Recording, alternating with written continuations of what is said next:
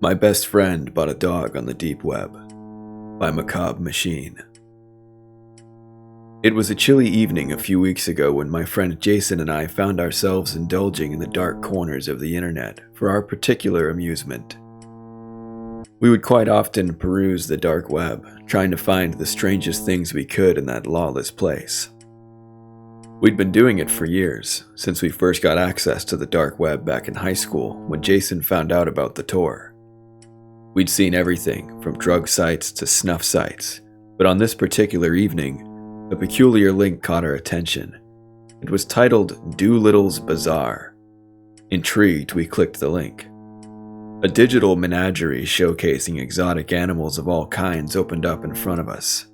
It was obviously run by poachers and boasted a large amount of endangered and rare species. Mesmerized by the bizarre collection, we scrolled through the listings, intrigued by the curiosities on display. It had everything, from mundane tropical fish to incredibly rare big cats. We were amazed.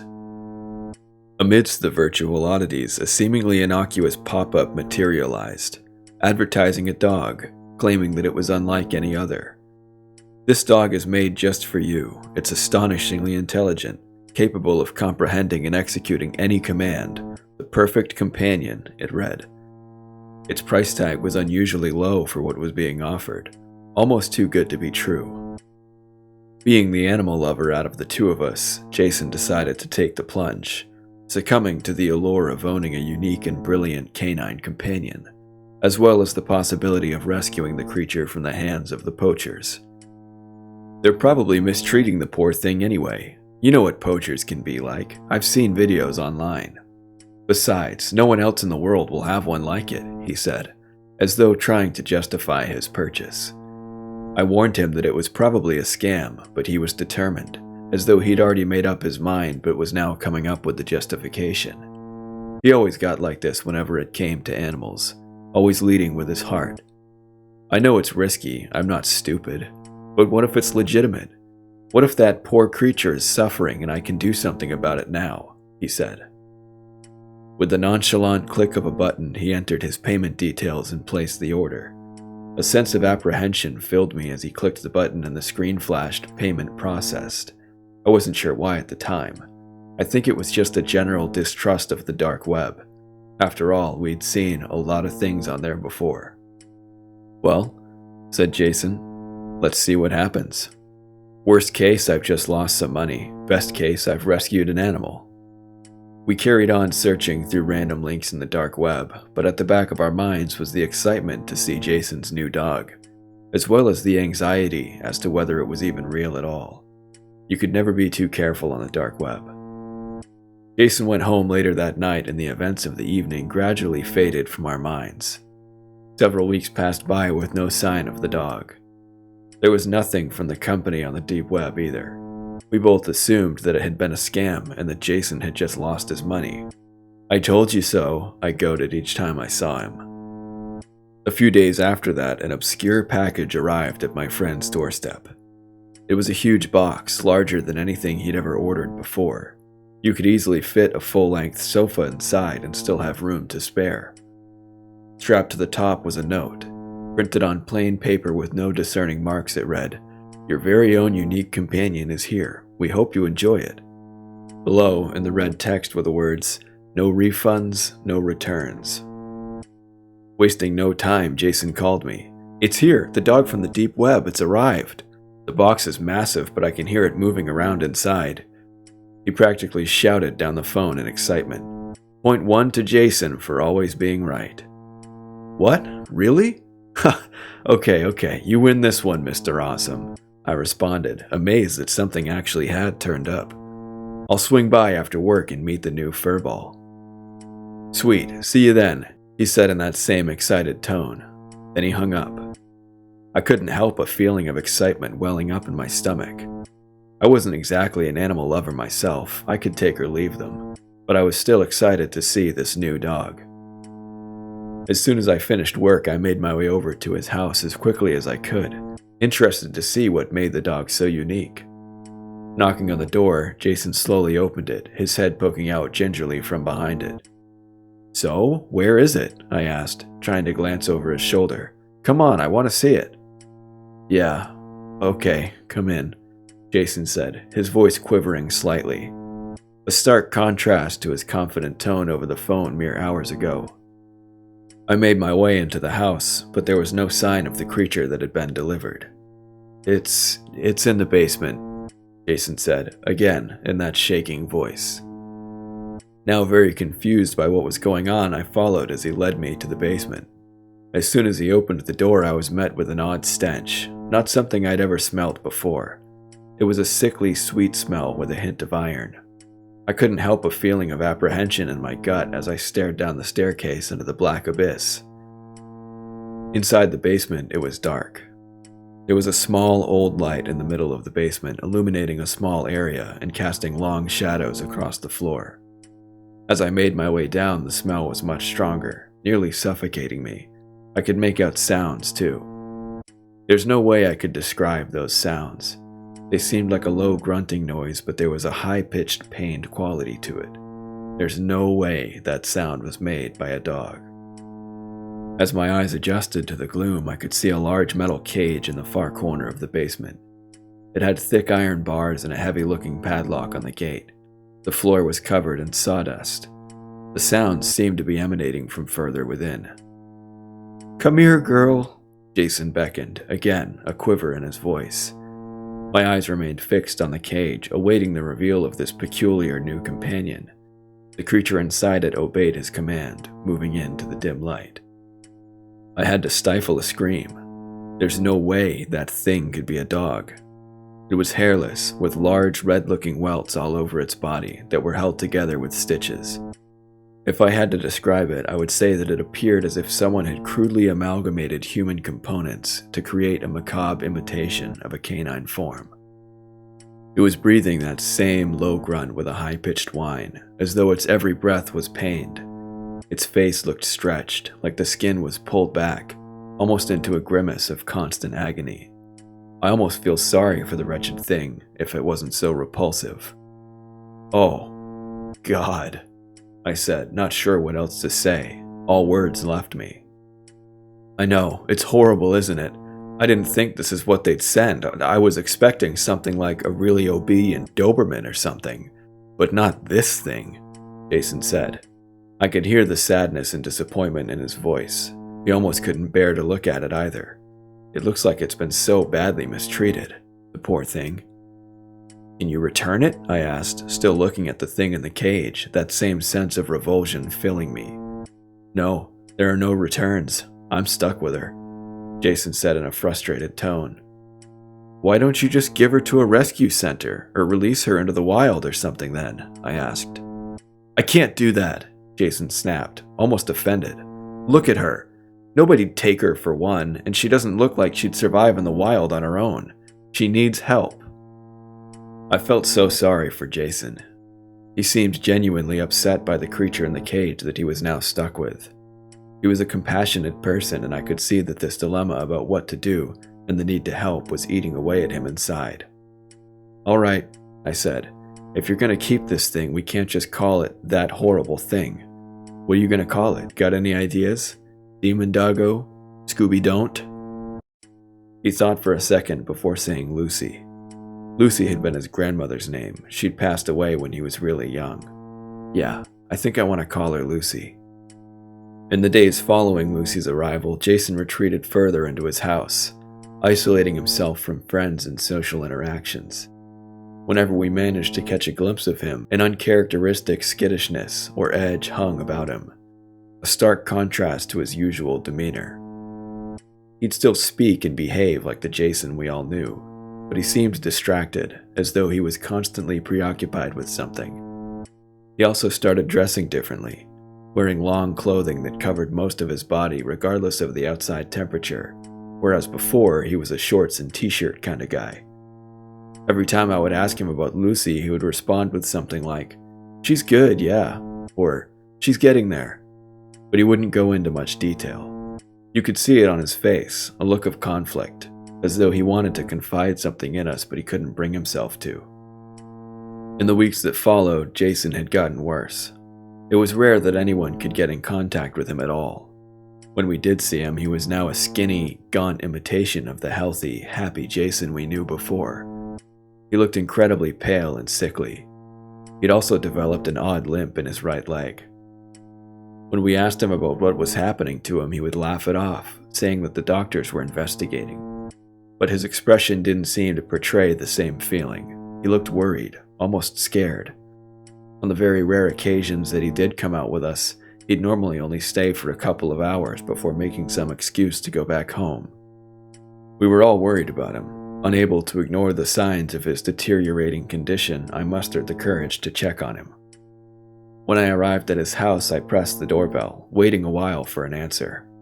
When none came, I knocked on the door, assuming that the bell may not be plugged. As I knocked, the door opened slowly. It was unlocked. This was strange. Jason didn't normally leave his door unlocked. With a sense of unease now stirring in my stomach, I made my way into the house, shouting Jason's name in the hopes that he would hear me. His house exuded an eerie silence. A deeper sense of foreboding enveloped me as I made my way further into the house. It was empty. There was no sign of anyone there at all. It hadn't been cleaned in what looked like ages either. The sink was overflowing with washing up, and the bins were at the point of spilling over. I shouted for Jason again. Still no answer. I was beginning to get really worried about him now. Growing increasingly concerned, I combed through the house, my anxiety escalating. Amidst my search, a thick booklet perched atop a cabinet caught my eye. Its appearance suggested recent handling, urging me to inspect it. Picking it up, I turned it over and read the cover. It looked like a manual with a picture of a creature that looked like Lucy on the front. "So you own a Sanguisuga canis," was sprawled in a large font at the top. Perplexed, I flicked through its pages. Sanguisuga canis was the Latin for bloodhound. The creature my friend had purchased on the dark web was a very rare and old subspecies of canine that subsisted entirely on blood.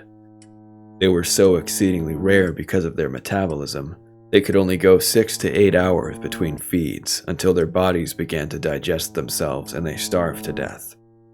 Horror and dread washed over me as I realized the extent of my friend's situation. I continued searching the house with a more frantic urgency, shouting for Jason but still receiving no answer. Then, from the corner of my eye, I noticed that the basement door was wide open. I could smell that same sickly smell of decay wafting up.